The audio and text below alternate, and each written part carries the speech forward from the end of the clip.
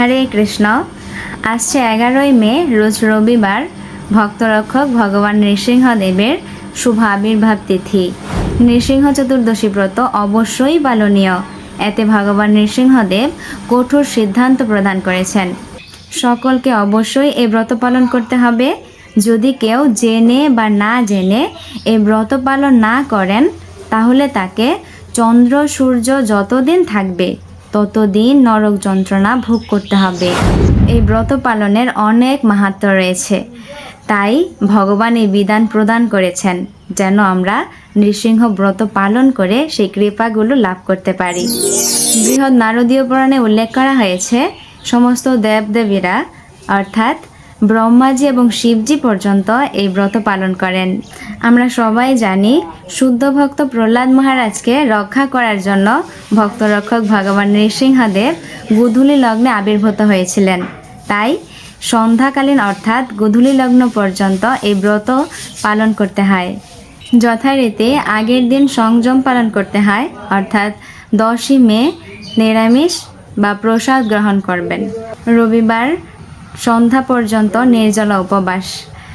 যদি কেউ একান্তই অসুস্থ হন, তাহলে তারা ফলমূল আদি গ্রহণ করে সন্ধ্যা পর্যন্ত উপবাস থাকতে পারেন। নৃসিংহদেবের কৃপা লাভের জন্য ভগবানকে 108 জোড়া তুলসীপত্র প্রদান করতে পারেন, তুলসীপত্রের মালা প্রদান করতে পারেন। গোধূলি লগ্নে ভগবানের আবির্ভাব হবে, তখন ভগবানের মহা অভিষেক অনুষ্ঠিত হবে।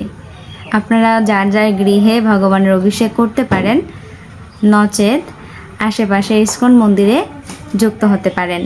অভিষেক শেষে চরণামৃত গ্রহণ করে অনুকল্প প্রসাদ গ্রহণ করতে হয়।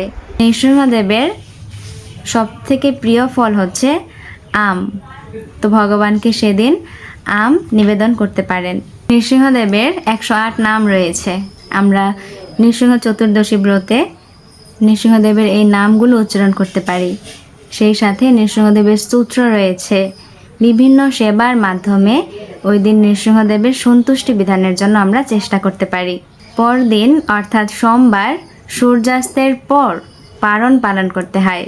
ভগবানকে অন্ন নিবেদন করে সেদিন অন্ন গ্রহণ করবেন। এভাবে আমরা নৃসিংহ চতুর্দশী ব্রত পালন করে নৃসিংহদেবের বিশেষ কৃপা লাভ করতে পারি। সবাই কৃপাপূর্বক নৃসিংহ চতুর্দশী ব্রত পালন করবেন এবং অন্যকে উৎসাহ প্রদান করবেন যাতে সবাই এই ব্রত পালন করে। হরে কৃষ্ণ।